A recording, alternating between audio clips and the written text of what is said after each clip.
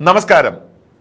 ലോക്സഭാ തെരഞ്ഞെടുപ്പ് കാലഘട്ടത്തിൽ കേരളത്തെ ആകെ പിടിച്ചുകുലുക്കിയ വിവാദ സംഭവമാണ് കാഫിർ സ്ക്രീൻഷോട്ട്.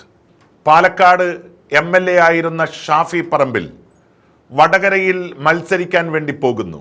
അന്നുവരെ കണ്ടിട്ടില്ലാത്ത രീതിയിൽ ഒരു ജനപ്രളയം വടകരയിലെ മണ്ണിൽ ഉണ്ടാകുന്നു.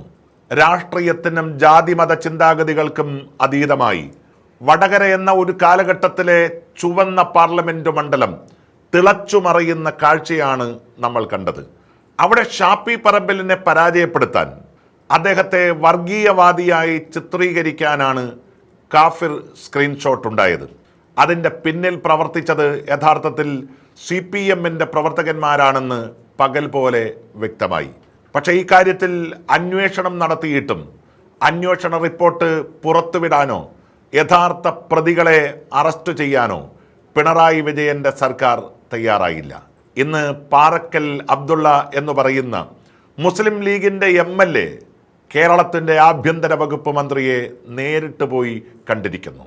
അദ്ദേഹം ഒറ്റ കാര്യം മാത്രമാണ് ആവശ്യപ്പെട്ടത്: ഈ കാഫിർ സ്ക്രീൻഷോട്ടിന് പിന്നിൽ പ്രവർത്തിച്ചവരെ എത്രയും പെട്ടെന്ന് പുറം ലോകം അറിയുന്ന രീതിയിൽ പിടികൂടണം.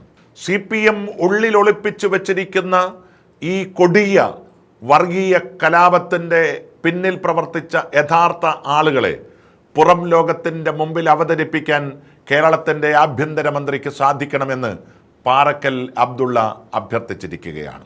അതിന് എസ് മൂളിയാണ് രമേശ് ചെന്നിത്തല മുന്നോട്ട് പോയത്. ഒരുപക്ഷെ ഇതൊരു കാഫിർ സ്ക്രീൻഷോട്ട് എന്ന് പറയുന്ന ഒരു വിവാദത്തിൽ മാത്രം അവസാനിക്കുന്നതല്ല.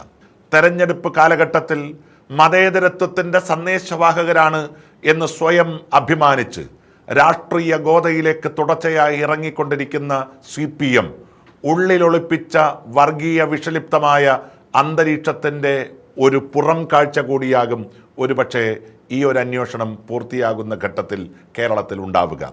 പാറക്കൽ അബ്ദുള്ളയുടെ ലക്ഷ്യവും അത് തന്നെയാണ്. ഇതിലെ ഒന്നോ രണ്ടോ പ്രതികളെ അറസ്റ്റ് ചെയ്യുകയോ അതല്ലെങ്കിൽ നിയമത്തിൻ്റെ മുന്നിൽ കൊണ്ടുവരികയോ ചെയ്യുക എന്നതല്ല.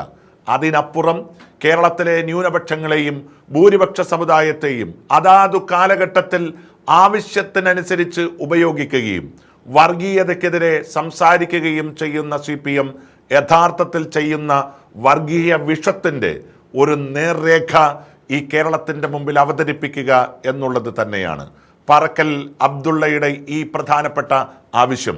കേരളത്തിൻ്റെ ആഭ്യന്തര വകുപ്പ് മന്ത്രി ശ്രീ രമേശ് ചെന്നിത്തല സ്വീകരിച്ചതായിട്ടാണ് നമുക്കറിയാൻ കഴിയുന്നത്. സ്പെഷ്യൽ ഇൻവെസ്റ്റിഗേഷൻ ടീം ഷൗക്കത്ത് അലിയെ വെച്ചുകൊണ്ട് ആലപ്പുഴയുടെ കാര്യത്തിൽ ചെയ്തതുപോലെ കാഫിർ സ്ക്രീൻഷോട്ടിന്റെ കാര്യത്തിലും ഒരു സ്പെഷ്യൽ ഇൻവെസ്റ്റിഗേഷൻ ടീം ഉടനുണ്ടാകും എന്ന് നമുക്ക് പ്രതീക്ഷിക്കാം. അത് വടകരയിലെ വിഷയം അന്വേഷിക്കുന്നതിനപ്പുറം കേരളക്കരയിലാകെ CPMനെ പ്രതിപട്ടികയിലേക്ക് കൊണ്ടുപോകുന്ന ഒരു അന്വേഷണ റിപ്പോർട്ടായി മാറുക തന്നെ ചെയ്യും.